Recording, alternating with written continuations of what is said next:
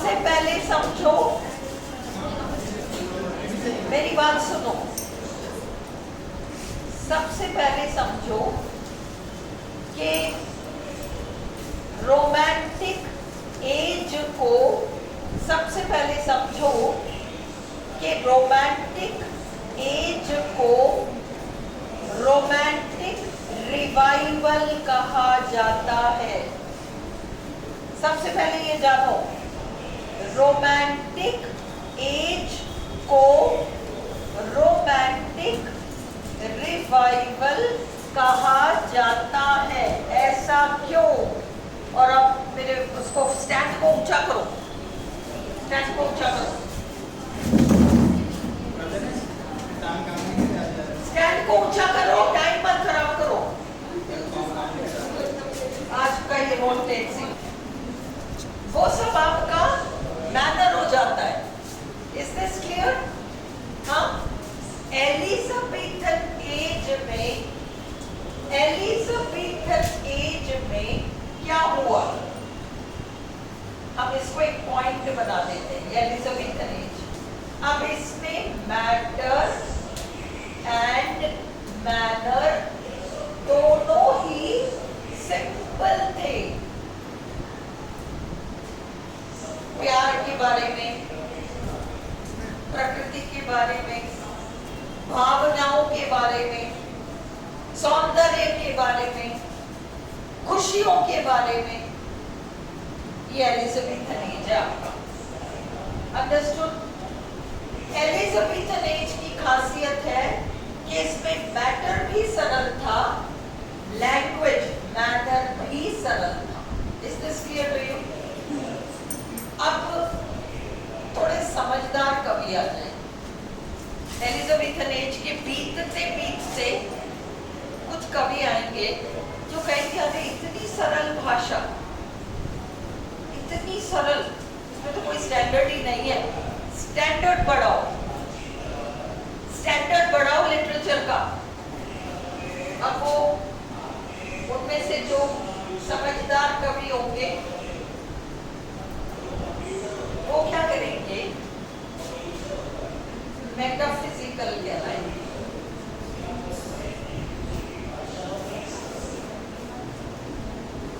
Jacobian as आ गया, आपने पढ़ा है जैकोबियन एज?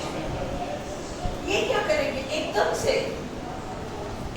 से अगर आप दोनों को उठा दो तो विरोध हो जाएगा, है ना? दुकानदार क्या करता है जब समोसा को 8 रुपए से 10 रुपए करता है, क्या करता है? उसको तो 7 रुपए से ही करना है, वो क्या करता है? उसका कुछ घटा देगा, साइज घटा देगा, प्राइस मामूली बढ़ा देगा, है ना? बैलेंस मेंटेन करते हैं। अगर इसमें दोनों चीजें ऊंची कर देते तो पोइट्री फेल हो जाती।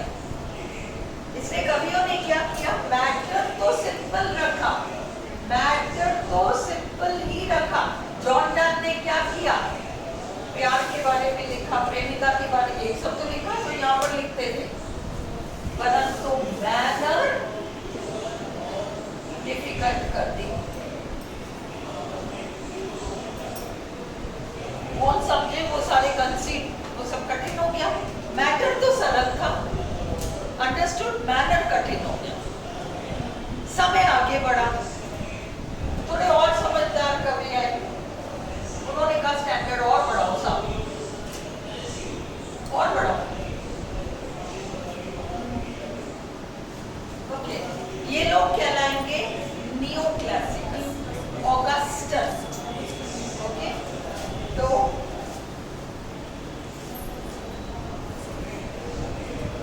अब नियो क्लासिकल में 3 ग्रुप्स हैं, हमें जिस ग्रुप से मतलब है वो ऑगस्टन्स कहलाते हैं। अब ये क्या करेंगे? मैटर भी टफ, मैनर भी टफ।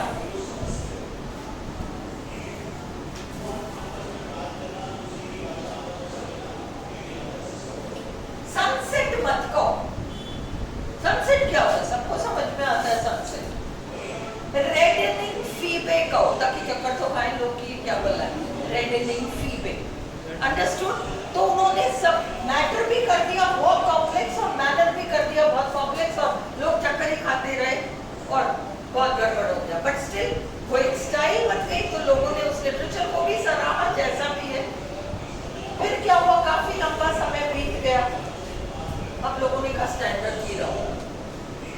गिराओ स्टैंडर्ड। अब गिराते वक्त भी तो दोनों एक साथ धड़ाम से गिरा नहीं सकते ना, एक ही को गिराएंगे। अब इन्होंने क्या किया, प्री रोमांटिक एज,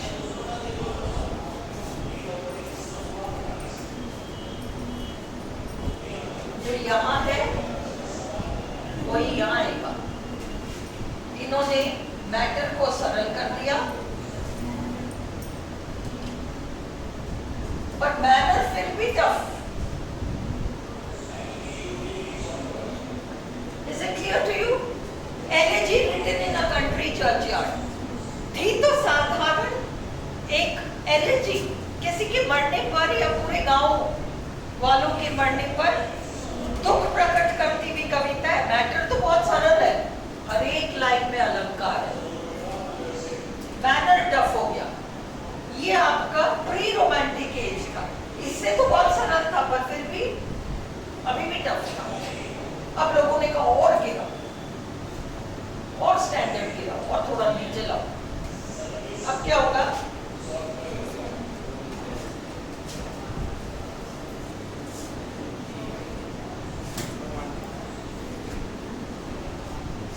अब क्या करेंगे, ये तो पहले ही गिरा दिया था, मैटर तो सिंपल कर दिया था ना, क्या गिराएंगे, तो अब हो जाएगा matter simple plus matter simple. अब बताओ इसमें और इसमें क्या फर्क है, यही लौट कर वापस आ गया, रिवाइव हो गया, पुनर्जागृत हो गया। ये जो कुछ बिगड़ गया था, जाने ये हो गया था, फिर वो हो गया था, फिर वो हो गया था, वापस लौट के अपनी जगह आके खड़ा हो गया, पहले जैसी स्थिति वापस आ गई। इसलिए वास्तव में रोमांटिक एज एलिजाबेथन एज का पुनर्जागृत रूप है। It is a revival of Elizabethan literature. Is this clear? इसलिए रोमांटिक को रोमांटिक रिवाइवल कहा जाता है। वो इतना चक्कर काट के वापस बुद्धू घर को आ गया। Is it clear? चलो अब इसको नीचे करो, अब हम वो कर लेते हैं, नोट्स कर लेते हैं। रोमांटिसिज्म, हाँ इसको उतार लो, ये पिक ले लो, ग्रुप में डाल दो। Romanticism also known as female gothic के तुरंत बाद है। एक जना कोई लेके पिक डाल दो ग्रुप में, फिर तुम लोग घर पे उतार लेना इसको। Okay, romanticism also known as the romantic movement और romantic era, mainly romantic revival, was an artistic, कला से संबंधित, लिटरेरी साहित्यिक, म्यूजिकल संगीत से जुड़ी हुई। सपोज आरपीएससी पूछती है, लिसन, आरपीएससी पूछती है romanticism is a movement in literature, arts and culture and कुछ और चौथा option all of these. Romanticism इन सबसे जुड़ा हुआ है, सिर्फ साहित्य नहीं है। अंडरस्टूड? आर्टिस्टिक भी है, लिटरेरी भी है, म्यूजिकल भी है और इंटेलेक्चुअल मूवमेंट भी है। क्लियर? दैट ओरिजिनेटेड, जिसकी शुरुआत हुई इन यूरोप में शुरू हुई towards the end of the 18th century, and in most areas Europe के कई देशों में अपने चरम सीमा पर रही, was at its peak in the approximate period from 1800 to 1850। 1800 से 1850 तक पीक पे रही। Romanticism was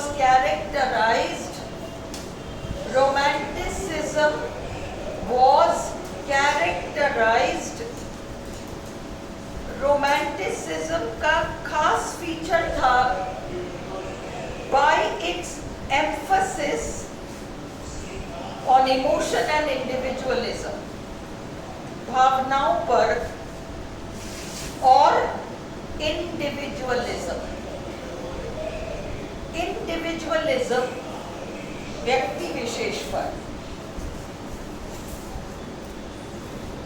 क्लैंडेस्टाइन लिटरेचर, जहां इमोशंस वगैरह होंगी, रोमांटिक, चोरी चुपके इश्क फरमा रहे हैं, क्लैंडेस्टाइन, चुपचाप मिल रहे हैं, किसी को पता नहीं चल रहा, चोरी चुपके, ये सब क्लैंडेस्टाइन है। Idealisation of nature, neoclassical age में कुदरत, ओ नेचर, गार्डन के बारे में कविता लिखता है, बकवास कवि होगा, इसके पास कुछ है ही नहीं लिखने को, गार्डन के बारे में लिखता। तो लोग कहते हैं अरे नेचर भी तो एक सब्जेक्ट होता है पोइट्री का, नेचर के बारे में तो पोइट्री लिखनी चाहिए ना। कहते चलो ठीक है लिख देंगे। और किसी राजा महाराजा का सजा सवरा बगीचा, तुमने देखा है ना चप्पल गार्डन, हिरण के रूप में वो कट रहा है, वो जो झाड़ सी बाउंड्री सी लगी रहती है, हंस के रूप में, पीकॉक के रूप में, ये बनावटी है, ये नेचर थोड़ी ना है।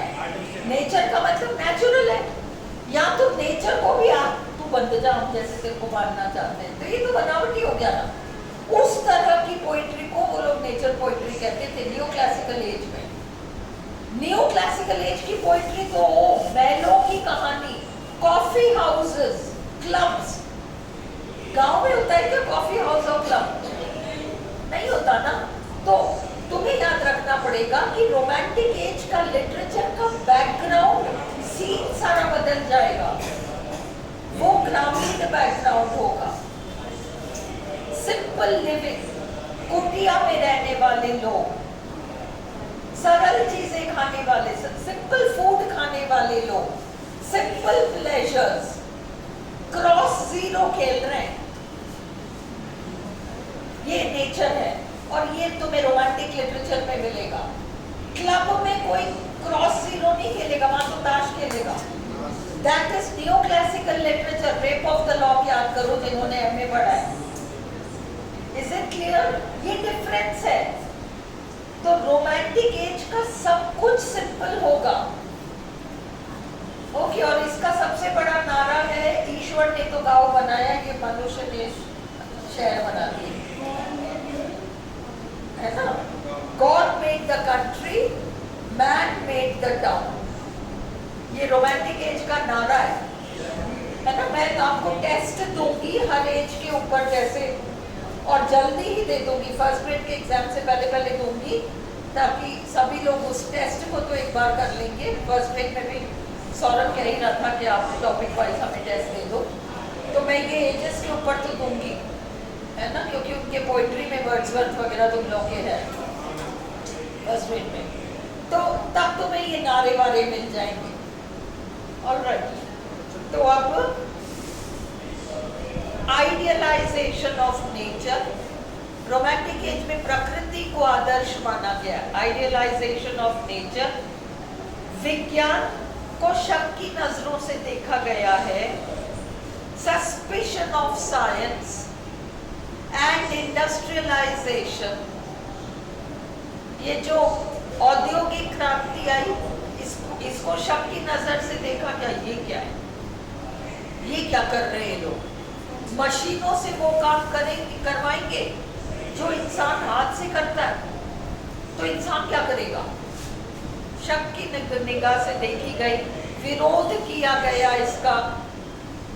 And glorification of the past, अतीत को बड़ा शानदार माना गया, with a strong preference for the medieval rather than the classical. मध्यकालीन युग को महत्व दिया गया, ना कि ग्रीस एंड रोम के क्लासिकल पीरियड को। ग्रीस एंड रोम के क्लासिकल पीरियड को किसने आदर्श माना? न्यू क्लासिकल वाले लोगों ने माना। पर मिडीवल लिटरेचर, हवेलियां, ये वो, इनको किसने आदर्श माना? रोमांटिक वालों ने। ये डिफरेंस याद रखो। It was partly a reaction to the industrial revolution. ये औद्योगिक क्रांति का भी एक विरोध था, और इसमें मशीनों का विरोध, उसका कोई टर्म है जो अभी मेरे दिमाग से निकल रहा है, पर मैं आपको वो टर्म अवेलेबल कराऊंगी क्योंकि आपको पता होना चाहिए। एक कॉम्प्लिकेटेड टर्म है जिसमें मशीनों का विरोध किया गया है और उसको लेके क्रांति है। किसी के पास अभी नेट चालू हो तो डालो, एक minute. Revolt against industrial revolution. What was the movement? नाम भूल रही हूँ मैं, आ जाएगा, मैं घर जाके देख लूंगी होगा। चलो, the social and political norms of the age of enlightenment, सामाजिक और राजनैतिक जो नियम थे ज्ञान के युग का, एज ऑफ एनलाइटनमेंट। हाँ, मेरे को लडविग्स ना, ITE, हाँ तो ये लडविग्स कहलाते। मेरे को एल तो याद था बट मैं नाम भूल गई। लडविट मूवमेंट है, विरोध का मूवमेंट है इसके खिलाफ कि तुम मनुष्य का काम मशीनों से कैसे करा सकते हो, तुम्हें पता होना चाहिए। लडविट, LUDWITT, लडविग कहलाएगा एक्चुअली। LUDDITE मूवमेंट, अच्छा LUDDITE,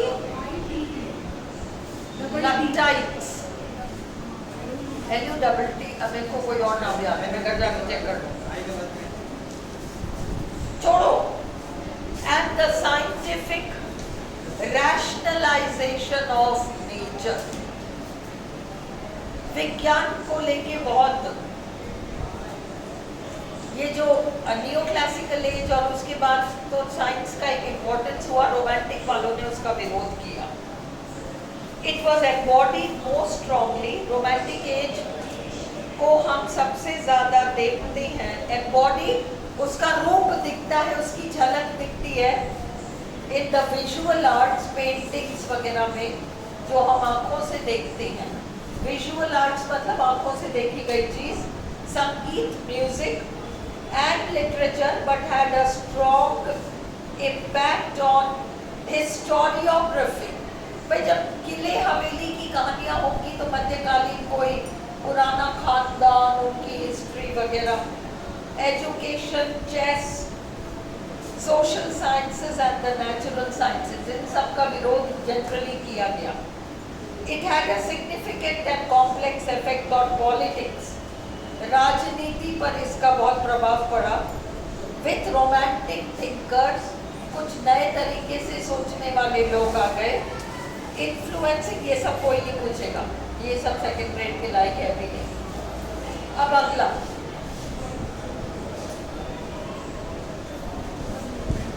अब नेक्स्ट है द मूवमेंट एम्फसाइज, ये इम्पोर्टेंट है।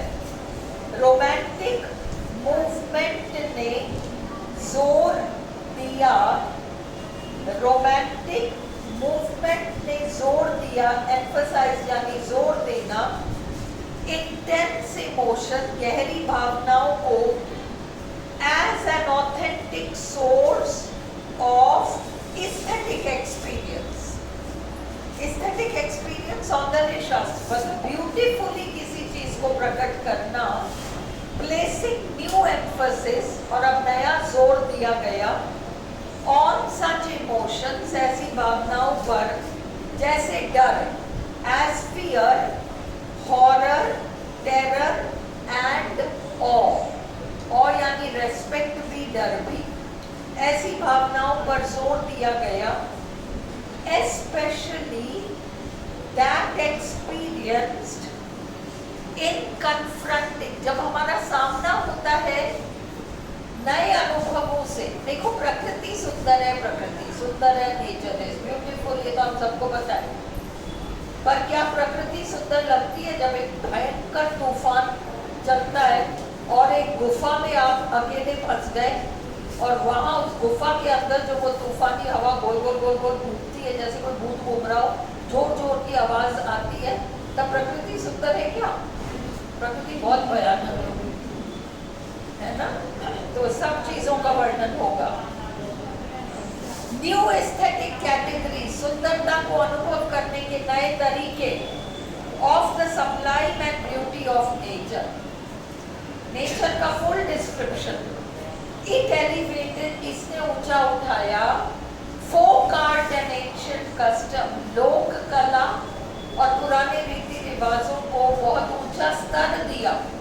To something noble, but also, mark करो इस शब्द को, स्पॉन्टेनिटी, तुरंत महसूस करके तुरंत लिखना।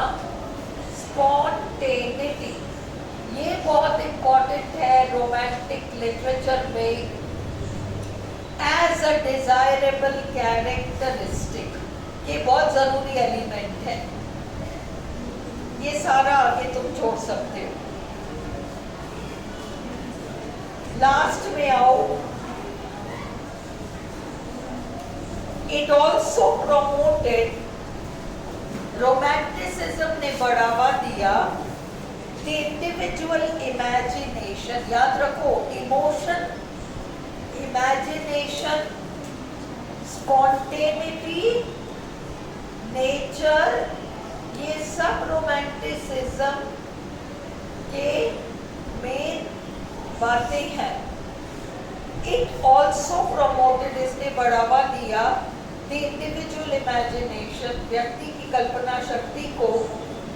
As a critical authority, critical authority बहुत जरूरी चीज। allowed of freedom from classical notions of form in art, मतलब अब क्लासिकल वो जो कहते थे बहुत सारे आप नियमों की पालना करो, ये करो, इन सब चीजों को छोड़ दिया गया। अब यहाँ छोड़ दो आज, अब और आगे मत करो, क्योंकि आज मैं घर जाके अभी थोड़ी देर में रोमांटिक एज वाला और नियो क्लासिकल एज वाला वीडियो डालूंगी। संडे को देखना। मंडे को हम की पॉइंट्स अभी तक जो रोमांटिसिज्म का किया उसको रिपीट करके आगे बढ़ेंगे, है ना। लो, मैं इसको रख लेती हूँ क्योंकि मैं इसमें ना पेंसिल से निशान लगा दूंगी कि तुम लोग को कितना